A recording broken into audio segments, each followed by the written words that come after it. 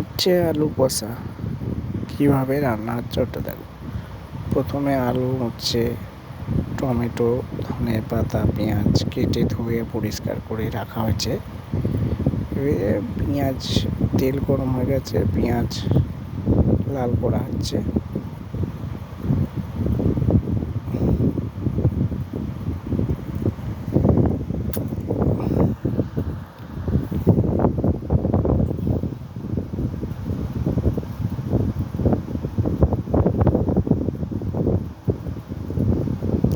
ভালো করে পেঁয়াজটা লাল করা হচ্ছে।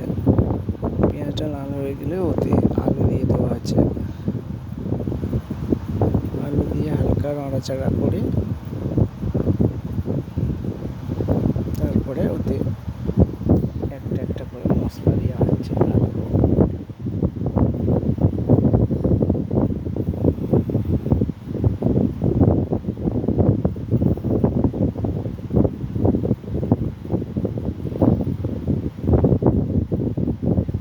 ওটাকে ভালো করে কষানো হচ্ছে।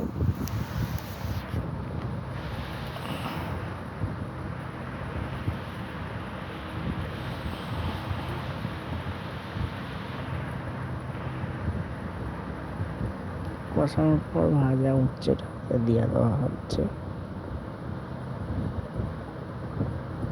তারপর ওটাকে ভালো করে আবার কষিয়ে নিয়ে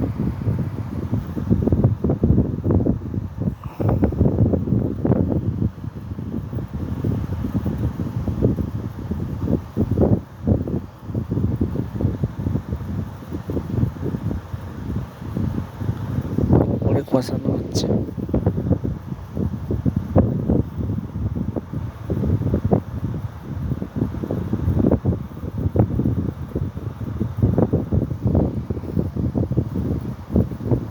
ভালো করে কষানো হয়ে গেলে ওতে কিছুটা পরিমাণ জল অ্যাড করে দেওয়া হচ্ছে।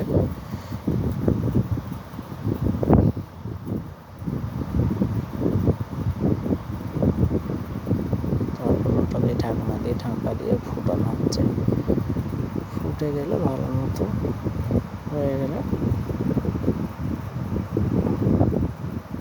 এটাকে নামিয়ে হবে। হালকা উপরে থেকে ধনেপাতা দিয়ে একটু ফুটিয়ে তারপরে এরকম গাইস।